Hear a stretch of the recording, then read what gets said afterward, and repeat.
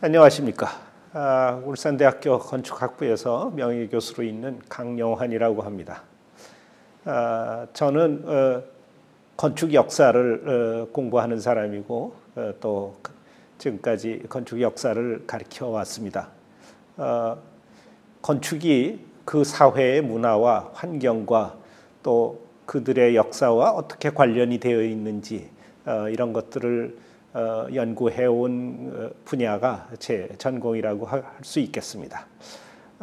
이런 전공 분야를 바탕으로 오늘 여러분들에게 도시와 건축이 어떤 관계를 갖고 있고 그것을 어떤 맥락으로 봐야 하는지 그런 낯선 경험의 세계로 여러분들과 함께 여행을 떠나보고자 합니다. 자, 여러분들은 낯선 장소에 가시면 주로 무엇을 구경하시는지요? 대부분 낯선 나라에 가서 구경하는 건 두 가지가 있다고 생각합니다. 첫 번째는 그들의 아주 독특한 자연 환경, 자연 경관이겠죠. 두 번째는 아마 그들의 역사적 유산이 될 것이라고 생각합니다. 그 중에서 많은 부분을 차지하는 것이 바로 건축 유산입니다. 예를 들어서 여러분들이 이집트를 가시면 아마 피라밋이나 스핑크스를 보지 않으면 이집트로 왔다고 생각하지 않으실 겁니다. 또 뭐 그리스에 가시면 당연히 아크로폴리스에서 파르테논 신전을 보고 뭐 아고라 광장을 구경하고 그렇게 나와야 그리스를 봤다고 얘기할 수 있겠죠. 이것은 단순히 그 과거에 있었던 건축적 유산을 보고자 하는 것이 아니라 그들의 자연 환경이나 그들의 역사적 건축적 유산으로부터 그들이 어떤 삶의 양식을 거쳐왔고 그 땅이 어떠한 땅인가 하는 것들을 이해하는 아주 첫걸음이기 때문에 대부분 이런 건축 유산을 이해하고자 하는 겁니다. 즉 건축은 또는 도시는 자연 환경이나 역사를 투영하는 어떤 그런 문화유산이다 이렇게 말씀드릴 수가 있겠고 이것을 통해서 그 장소가 어떻게 독특한 장소인가 이런 것들을 이해할 수 있기 때문입니다. 건축물 그 자체로 이해하기보다는 이 사회에서 어떤 의미가 있을까 또는 어떤 자연적인 의미 또는 역사적인 의미가 있을까 하는 것을 알고 보면 그 장소가 또는 그 나라가 훨씬 더 잘 보이지 않을까 이렇게 생각합니다. 우리 흔히 이제 아는 것만큼 보인다 이런 말이 있는데 바로 알고 보면 더 신기하고 더 재미있고 더 유익한 그런 장소에 대한 이해가 얻어질 수 있다 이렇게 생각할 수 있습니다. 자, 오늘은 그 첫 시간으로서 우리가 사는 울산에 대해서 한번 살펴보도록 하겠습니다. 울산에 남겨진 역사적 유산으로부터 울산이 도대체 어떤 동네인가 어떤 도시인가 이런 것들을 한번 살펴보도록 하겠습니다. 그 첫 시간으로서 아주 오랜 전에 남겨진 선사유적으로부터 시작하도록 하겠습니다. 자, 울산에는 언제서부터 사람들이 살기 시작했을까요? 지금 현재 울산에서 발굴된 여러 유적들을 통해서 보면 아마도 신석기 시대 그 이전서부터 울산에 사람들이 살지 않았을까 이런 생각을 할 수가 있습니다. 신석기 유적도 물론 나오고 그런데 그 이후에 가장 풍부하게 나오는 선사 유적들이 바로 청동기 시대의 유적입니다. 여러분들 잘 아시다시피 청동기 시대라는 것은 기원전 15세기에서부터 기원전 4세기 뭐에 이르는 굉장히 오래되고 긴 시간을 의미해요. 이 시기에 만들어진 뭐 생활 도구뿐만 아니라 그들이 만들었던 건축적 유적들이 아주 풍부하게 나타나고 있습니다. 그래서 농담 삼아서 얘기하면은 울산의 웬만한 곳을 파면 거의 청동기 유적이 나온다 할 정도로 아주 풍부한 청동기 유적이 분포하고 있습니다. 일반적으로 청동기 사회를 설명하는 간단하게 그 일반적인 상황을 말씀을 드리면 그 당시에는 전기에는 시족사였다가 후기에는 어떤 수장들이 나타나서 수장이 지배하는 계층 사회가 됐다 하는 것이 역사학에서 일반적으로 보는 견해가 됩니다.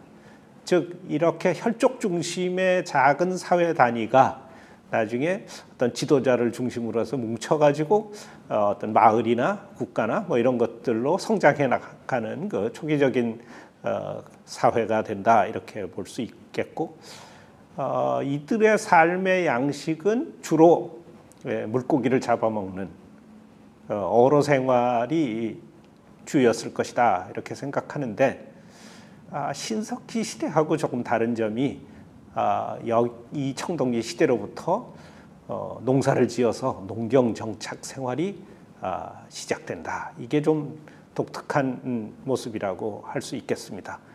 그래서 농경을 통해서 정착 생활이 이루어지다 보니까 그들이 사는 그 마을의 규모도 점점 커지게 됩니다.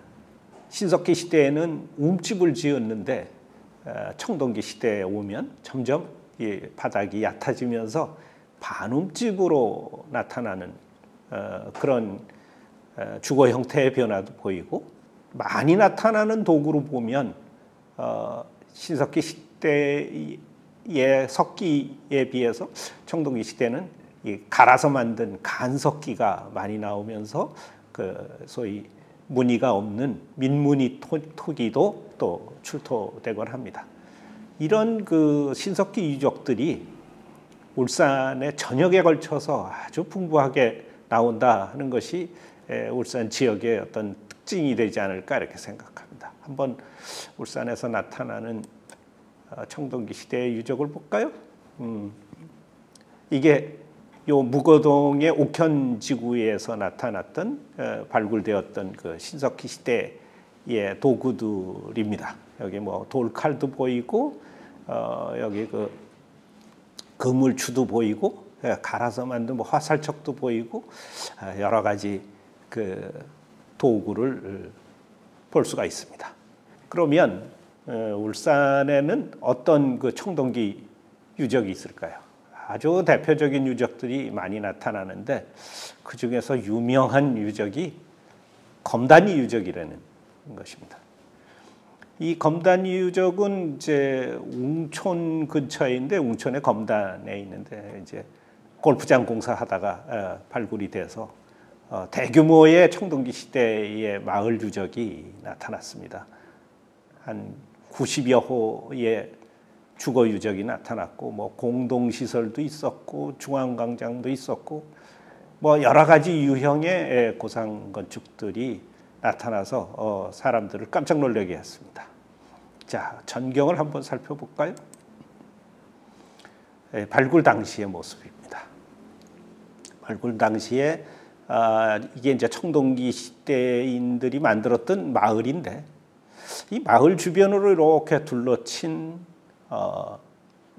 하수구 같은 어떤 이 굴을 볼 수가 있을 겁니다. 호를 판 것을. 이것을 이제 마을을 둘러서 만들었다 그래서 환호라는 표현을 씁니다. 이 마을 전체를 둘러싸는 이 환호가 나타났다. 이게 당시로서는 청동기 시대에 나타났던 환호 마을로서 최초의 발견이었습니다. 그래서 국고학자들이 상당히 놀라서 많은 이제 관심을 받게 됐고 연구 결과도 많이 나타났습니다. 이 환호가 뭐였을까요? 뭘로 사용됐을까요? 아마도 당연히 이제 마을의 경계를 이루면서 방어 시설이 아니었을까라는 해석이 상당히 많습니다. 그런데 이게 방어 시설이라고 보기에는 이 폭이 상당히 좁습니다. 뭐 한 1m도 안 되는 폭인데, 그래서 바깥에서 뛰어오다가 폴착 뛰면 안으로 쏙 들어올 수 있는, 과연 이게 방어 목적의 시설이었을까 하고 의심을 했는데, 고고학자들하고 이렇게 얘기를 해보면 당시의 그 전투가 도보 전투라서 뛰어다니면서 전투를 하는 것이라서 안쪽에다 이렇게 그 나무를 깎아서 뾰족하게 깎아서 이제 목책을 세워놓으면 이 호를 건너뛰면서 이 방어를 할 수가 있을 것이다. 뭐 이런 설명을 붙이기도 합니다. 그래서 현재는 이 환호는 마을의 경계이면서 이 방어 시설이라고 알려져 있습니다. 그거를 도면으로 한번, 여기 환호가 이렇게 쭉 둘러져 있고, 아마도 입구가 두 개가 있습니다. 저 밑에 입구가 있고 요 위에 입구가 있는데, 요 환호가 이렇게 둘러친 그 바깥에도 주택의 유적이 나타나고 있습니다. 그래서 이렇게 구역이 환호 안에 있는 주택과 환호 바깥에 있는 주택이 그 구분되는 걸 보면 어떤 주거지의 차별화, 그래서 계층의 구분, 이런 것도 일어났지 않았을까, 이렇게 이해를 하고 있습니다. 이 환호 안쪽의 마을 구성을 보면 상당히 재밌습니다. 이 중앙에 제일 큰 건물이 하나 있습니다. 이 중심 건물은 아마도 아마 대표자가 기거하거나 아니면 전체 마을 회의가 이루어지는 어떤 공동 시설물이 아니었을까, 이렇게 추측을 할 수 있는데, 요 큰 건물 주변으로는 어떤 건물 유적도 나타나지 않고 있습니다. 그래서 오늘날 이렇게 광장이나 마당처럼 일부러 이 중심 건물 주변을 비운 것이 아닌가, 이렇게 생각을 하고 있습니다. 여하튼 이렇게 마을 전체를 계획한 이런 유적이 나타났다는 것은 상당히 의미 있는 일이다, 이렇게 생각을 합니다. 대부분 이 검단리 유적과 비교될 만한 것을 이 중국에서 찾아볼 수 있는데, 중국의 그 앙소 유적이 있습니다. 앙소 유적에 보면 아까처럼 이렇게 환호가 이렇게 둘러쳐져 있고, 중앙에 이렇게 비워진 이 공간이 있고, 그래서 중앙 광장을 중심으로 해서 그 주변에 집자리들이 만들어지는 이런 그 초기 마을의 형태가 잘 나타나고 있습니다. 그래서 이 검단리 유적은 청동기 시대에 이런 마을 전체를 둘러싸는 어떤 그런 시설의 계획이, 마을 계획이 시작된 것을 잘 보여주는 그런 사례라고 하겠습니다. 자, 두 번째 청동기 유적으로 한번 살펴보도록 하겠습니다. 두 번째 유적은 이제 요 무고동에서 나타났던 옥현 유적입니다. 지금 현재는 이제 주공 아파트가 자리하고 있죠. 그 주공 아파트를 개발하는 그 자리에서 어마어마하게 많은 70여 호에 달하는 어떤 주거 유적이 대규모로 나타났는데, 그 중에서 제일 눈길을 끄는 게 뭐였느냐? 바로 이 모습입니다. 사진이 작아서 조금 자세히 보이시지는 않겠지만, 이 구릉지의 주택의 유적이 대량으로 나타나면서 그 밑에 잘 보시면 이게 논의 유적입니다. 그러니까 청동기 시대인들이 경작을 해서 농사를 지었던 논의 유적이 나타난 겁니다. 지금이야 여기저기에서 이제 청동기 시대에 논농사를 지었던 증거들이 나타나고 있지만 그 당시에는 이것이 발굴된 당시에는 최초의 논의 유적이었습니다. 그래서 매스컴에서 아주 대단한 관심을 끌게 되었죠. 그래서 실제로 여기 논두렁이 나타나고 심지어 그 당시 청동기인들이 농사를 지면서 밟았던 발자국 같은 것들도 나타나서 사람들을 놀라게 만들었습니다. 여기에서 나타나는 이제 주택들도 상당히 재밌는 주택 형상들이 많은데요. 이제 보통 이렇게 사각형으로 집을 지었습니다. 청동기 시대에는 일반적으로 이렇게 직사각형의 주택이 상당히 많습니다. 물론 저쪽 전라도 쪽에는 약간 타원형의 집들도 많이 나타나지만 대부분 이렇게 직사각형으로 나타납니다. 근데 이 직사각형의 이 모서리 부분에서 이렇게 길게 빠져나가는 꼬리를 발견할 수 있습니다. 이걸 이제 고고학자들은 꼬리구라고 하는데 이 꼬리구가 나타나기 전까지는 이 집자리 주변에 판 이 호가 과연 어떤 용도였을까 하고 의심을 많이 했었습니다. 그런데 이제 이 꼬리구가 여기서 대량으로 나타나면서 이거는 이제 말하자면 배수로가 된다.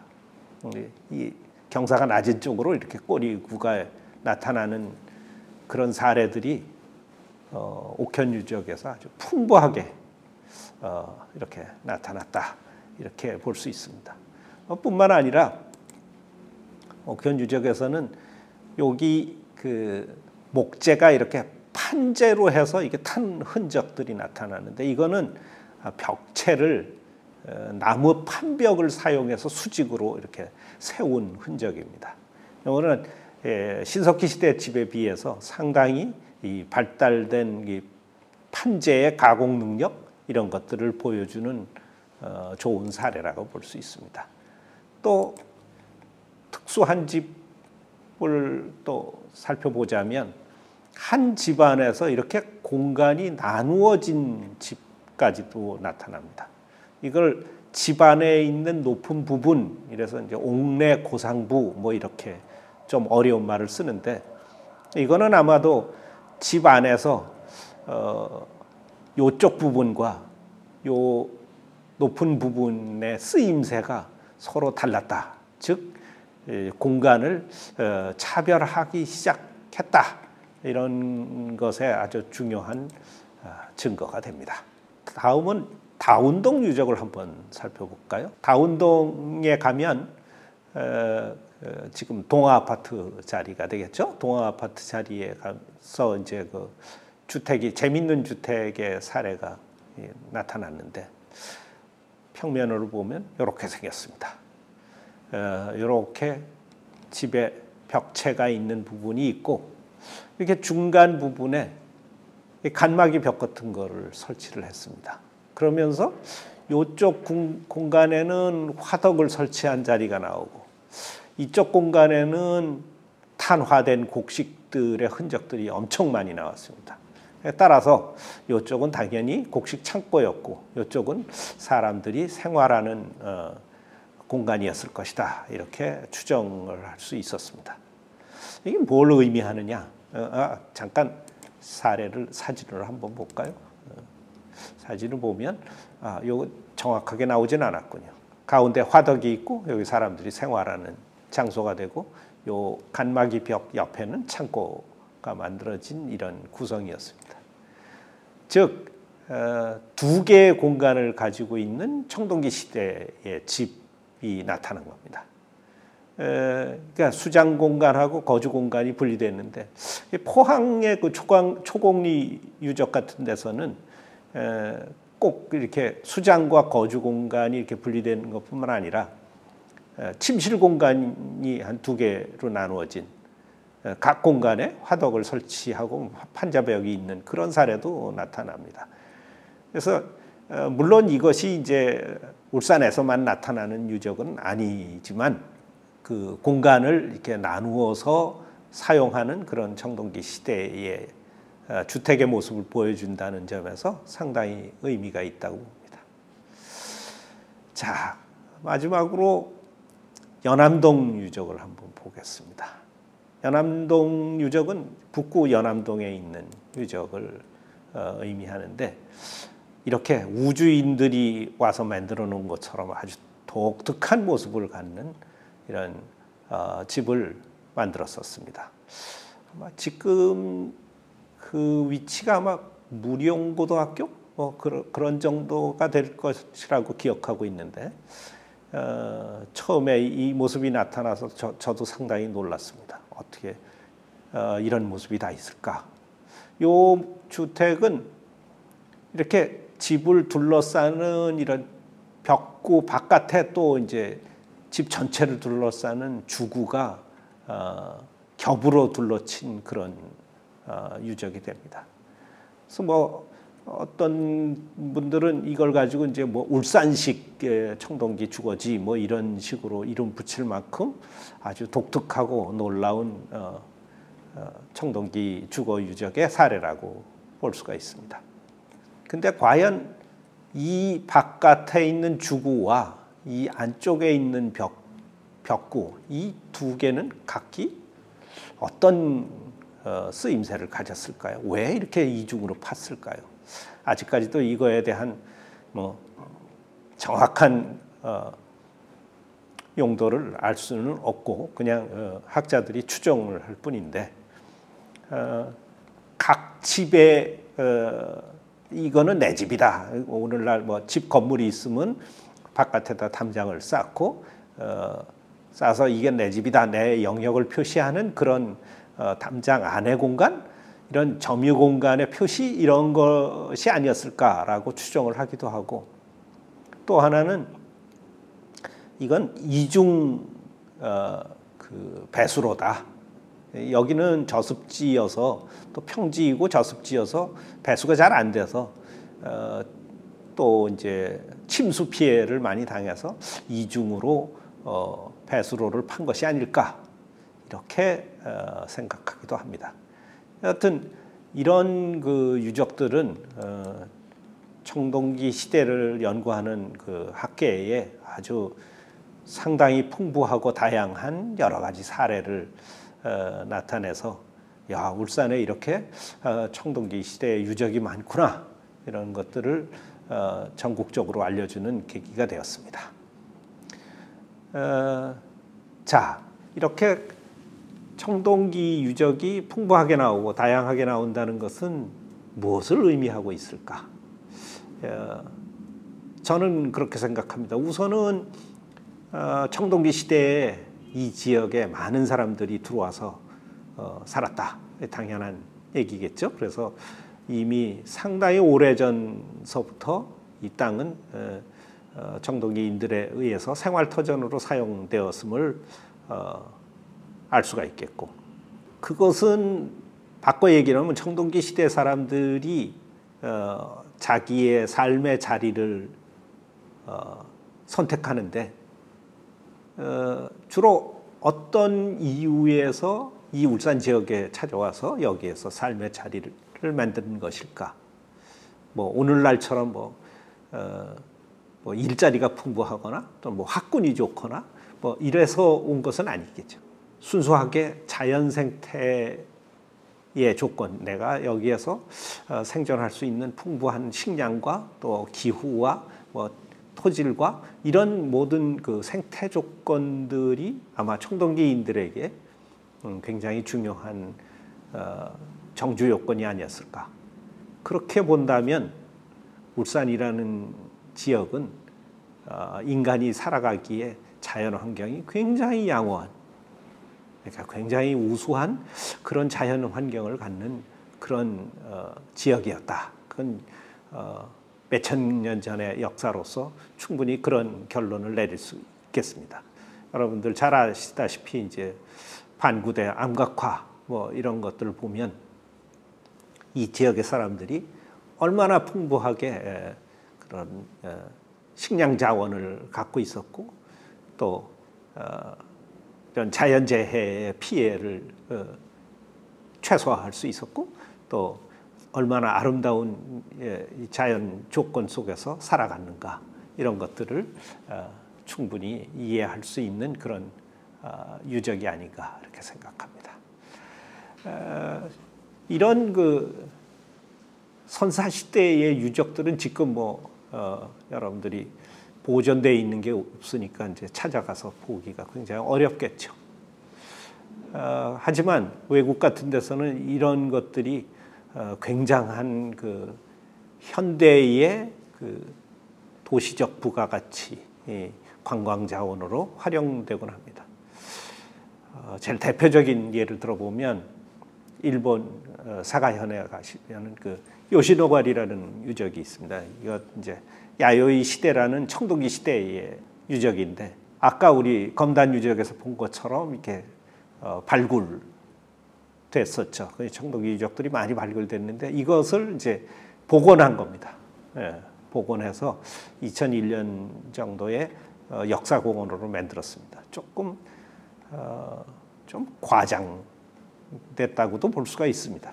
과연 청동기 시대에 이렇게 크고 우람한 집을 지었을까 조금 의심되긴 하지만 그렇지만 이 요시노가리 유적은 한 해에 100만 명 이상의 그 관광객을 불러들여서 이 도시에 엄청난 그 수입원이 되곤 합니다. 선사유적이라는 것이 잘만 활용하면 오늘날에도 돈벌이가 될 수 있는 엄청나게 좋은 유적이 될 수 있다.